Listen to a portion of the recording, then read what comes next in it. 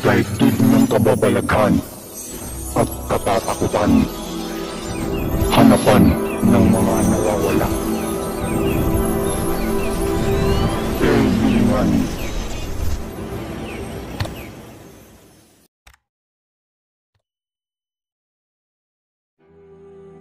Dark Alas Kababalaghan Fiction Comedy Horror Suspense Action Love Story alias Batong Buhay Chapter 21.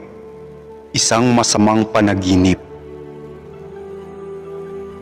Napakadilim ng gubat, halos walang makita, lakad lang ng lakad ni hindi alam kung saan tutungo.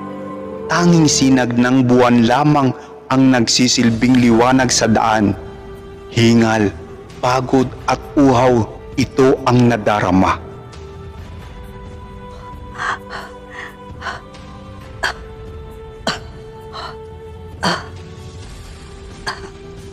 Nasaan ba ako? Bakit hindi ko makita ang lagusan? Saan ba ang palabas ng gubat na ito?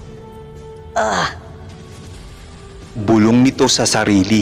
Animoy wala ng katapusan ang paglakad at pagtakbo nito. Ngunit hindi dapat tumigil. Kailangang makalabas sa gubat na iyon. Sa sobrang pagod ay nagpahinga muna ito panandali.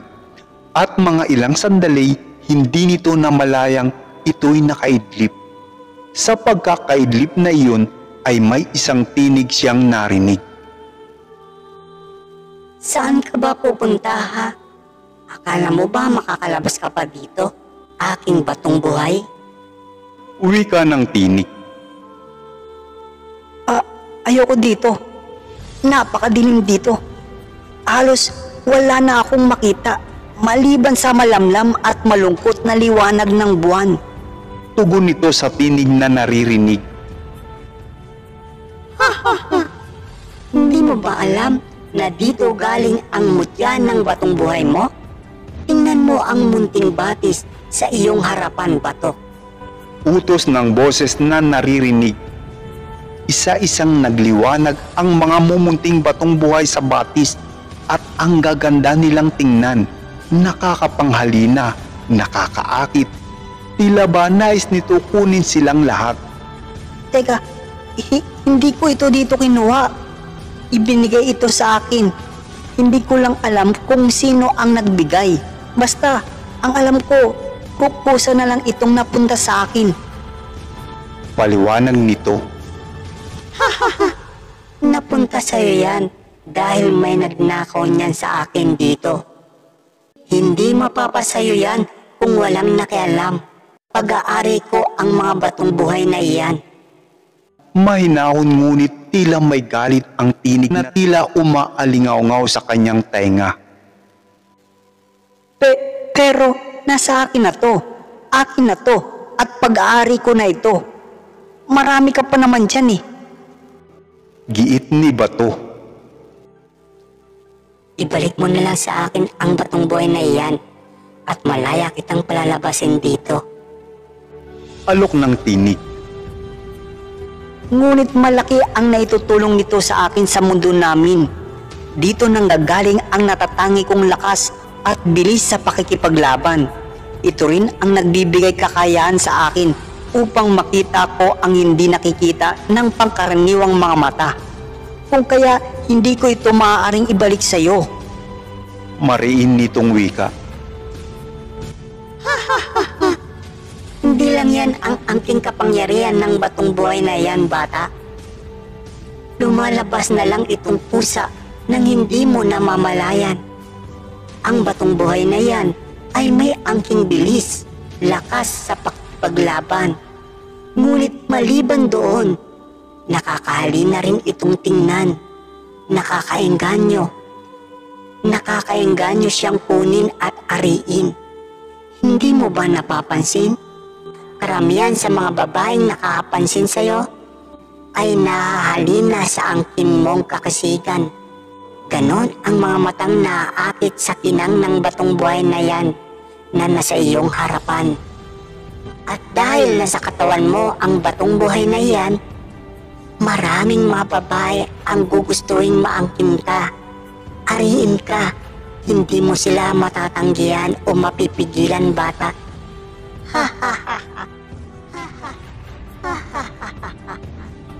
Ipinagtapat ng tinig ang taglay na bisa ng batong buhay na nasa katawan ni Bato. Ngunit kung hindi mo man isauli sa akin ang aking batong buhay na iyan, kukunin ko pa rin yan sa iyo ng sapilitan. Patuloy ng tinig. Biglang lumitaw ang magandang diwata sa mga nagliliwanag na batong buhay. Kasabay noon ang pagliwanag ng batong buhay sa katawan ni Bato.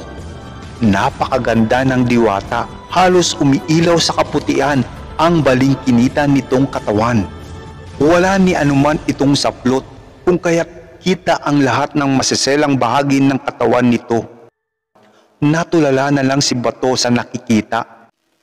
Lumapit kay Bato ang umiilaw na diwata at siya'y mariing hinagkan.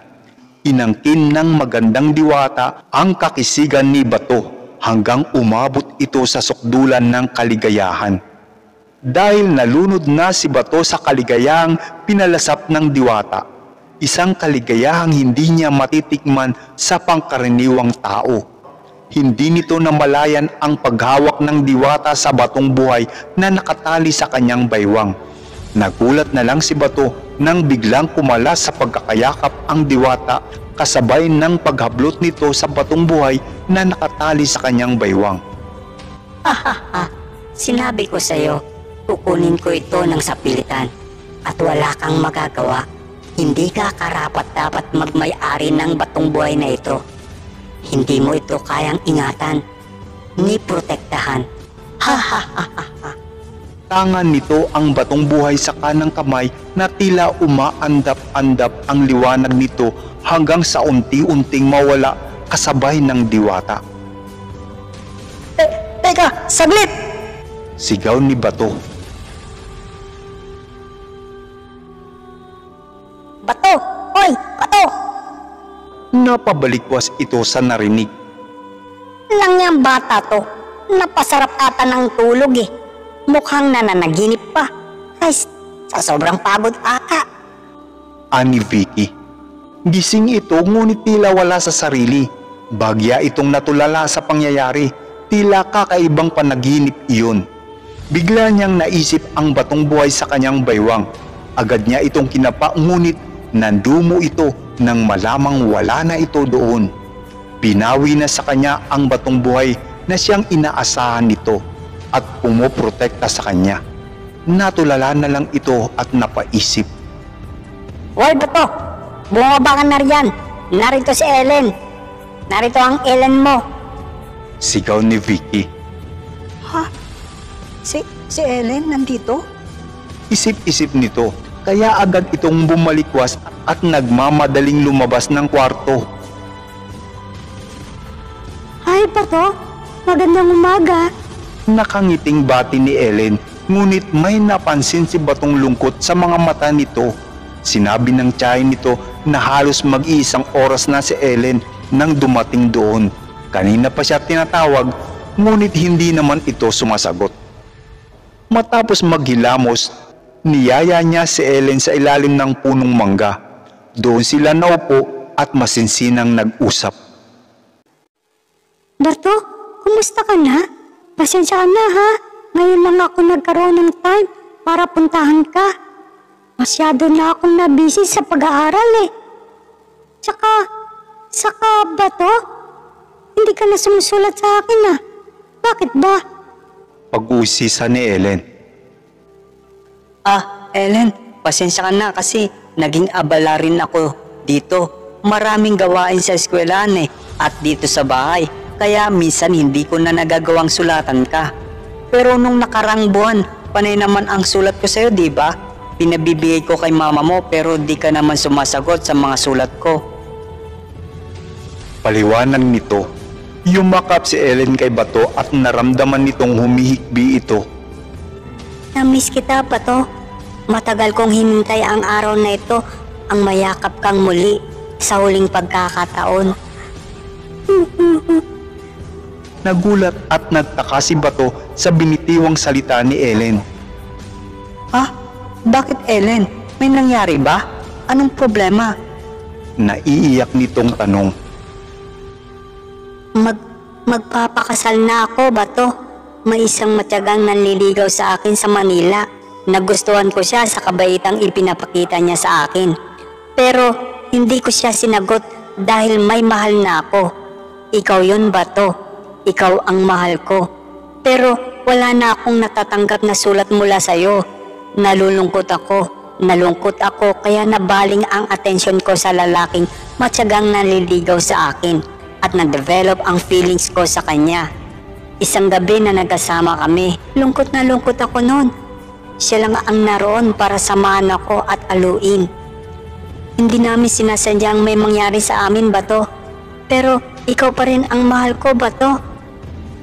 Subalit hindi ko akalain na ang minsan lang na mangyari sa amin ay magiging malaking problema pala. Nagbunga ang minsang pagkakamaling iyon. Patawad, Bato. Patawad. Tila nabuhusan ng napakalamig na tubig ang ulo ni Bato. Halos nanigas ito at hindi makagalaw sa sinabing iyon ni Ellen. Wala ni isang kataga ang nais lumabas sa mga labi nito. Hindi nito namalayang umaagos ang luha mula sa kanyang mga mata. Kapwa silang luwaan ng sandaling iyon, lalo na nang sabihin ni Ellen na iyon na ang huli nilang pagkikita. Dahil pinagbabawalan na siyang makipagkita pa kay Bato. Hindi pa siya maipapakasal sa lalaking nakadisgrasya sa kanya sapagkat minor de edad pa sila. Pero magsasama na sila sa isang bahay. Doon sila titira sa magulang ng lalaki. Muli nitong itutuloy ang pag-aaral pagkatapos nitong manganak. Paalam, Bato, at patawad. Tandaan mo, nangyari man ito, ikaw pa rin ang laman ng puso ko. Umalis si Ellen at naiwang nakatulala si Bato. Mahal niya si Ellen ngunit paano na? Nasa iba na siya at pag-aari na ng iba. Napapatanong si Bato kung bakit nangyayari ang lahat ng iyon. Ano bang kasaysayan iyon? Binawi na ang lahat sa kanya, ang batong buhay at ang kanyang Ellen. Ellen. Ellen, bakit? Bakit nangyayari ito?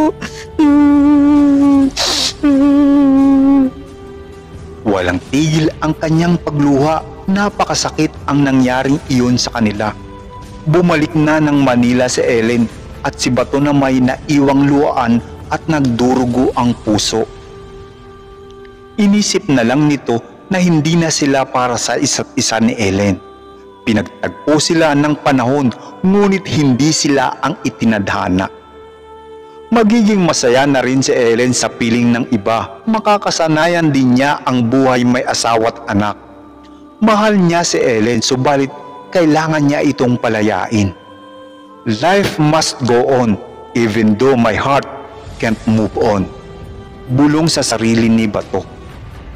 Umalis si Bato at tumambay kung saan walang makakadisturbo sa kanya. Naisipan nitong pumunta sa bahay nila Angel upang kumustahin naman ito. Pagbungad nito sa bahay nila Angel, rinig na rinig ni Bato mula sa loob ang malakas na boses ng papa ni Angel. Galit na galit nitong pinagsabihan ang anak. Sinong gumawa ng kalabastang ito sa iyo? Ha, Angel? Sino ang ama ng dinadala mo? Sumagot ka, Angelica! Sumagot ka! Akmang sasampalin si Angel ngunit napigilan ito ng kanyang ina. Napagpasyaan na lang ng mga magulang ni Angel na ipadala ito sa kanyang mga tita at tito sa ibang bansa. Doon na mananatili hanggang sa makapanganak at doon na rin ito tatapusin ang pag-aaral.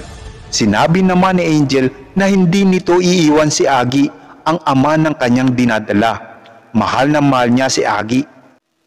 Sumigaw si Bato mula sa labas at tinawag ang pangalan ni Angelica.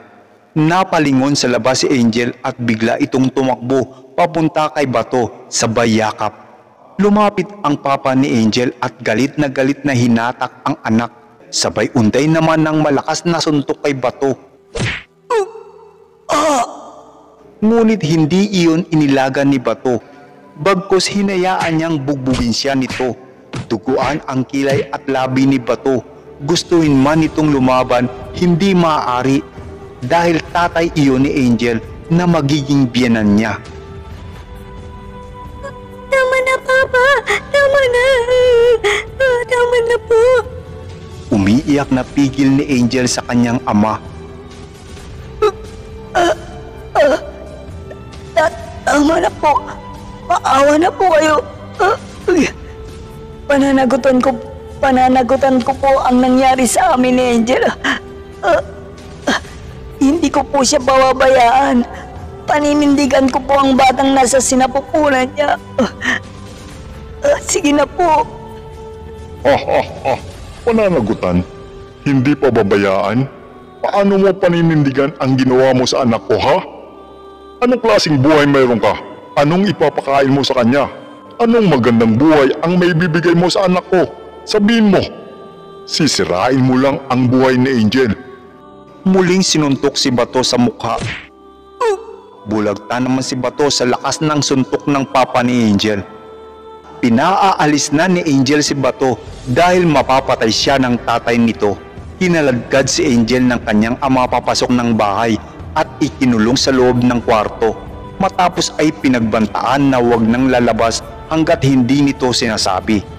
Naaawang lumapit naman kay Bato ang mama ni Angel at sinabing umalis na lang ito dahil masyado pang mainit ang sitwasyon. Lumabas ng tarangkahan si Bato at lumakad palayo. Ngunit hindi ito umuwi bagkus hinintay nitong magdilim. Naisip nitong balikan si Angel at ninais itanan ito.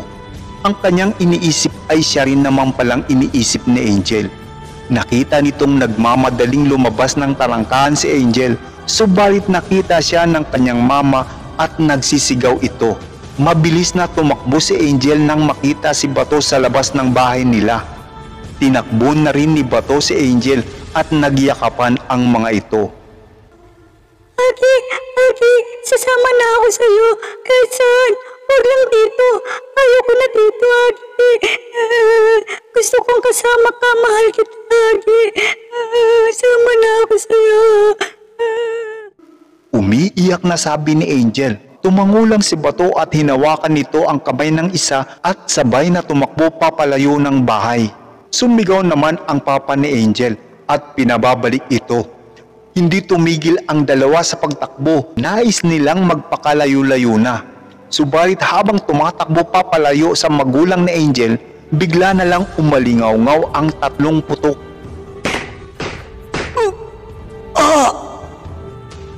Mula iyon sa kalibre 45 ng papa ni Angel.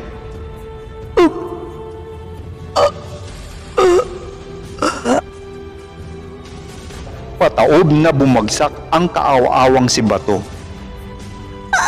Agi, bangun, Agi. Lalayo na tayo, Agi. Bangun. Sigaw ni Angel.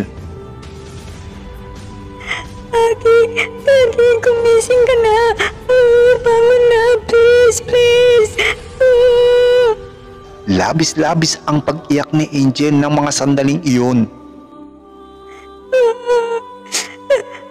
Papa, anong ginawa mo kay Agi? Pinatay mo siya. Kinamumuyan kita, Papa. Kinamumuyan kita.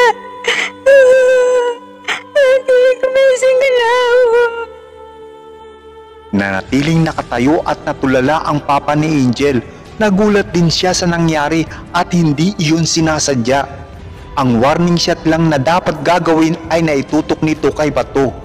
Tumama ang bala sa likod at ulo ni Bato na siyang ikinamatay ni alias Batong Buhay. Labis-labis man ang pag-iyak ni Angel, ngunit wala na siyang magagawa. Wala na si Alexander Bato Aguinaldo. Wala na si alias Batong Buhay. Mabilis na nakarating ang balita sa Manila na kinaroroonan ni Ellen. Nang malaman ito ni Ellen, ninais niyang umuwi ng probinsya Ngunit hindi na siya pinapayagang lumuwas pa dahil nagdadalang tao na ito. Umiyak na lang ng umiyak si Ellen sa kanyang silid at nagdadalamhati ito sa pagpanaw ng kanyang minamahal. Kung masamang panaginip lamang ito, sana ako ay gisingin mo. At sa aking paggising, ako iyong yakapin at sabihin mong ako'y mahal mo rin. Kung mawawala ka, hindi ko makakaya harapin ang bukas ng nag-iisa. Kung ako'y iiwan mo, paano na tayo? Sayang ang pangako sa isa't isa. Kung mawawala ka. P.S. Ayaw kam kamingaw kay inupla ini, isang masamang panaginip. Maraming salamat po mga solid kaibis sa inyong pagtambay at pakikinig ng alias Batong Buhay, The Wonder Boy. Please, wag po kayong mag-skip ng ads. Tulong nyo na lang po sa akin. Ingat po lagi. God bless. Hanggang sa muli.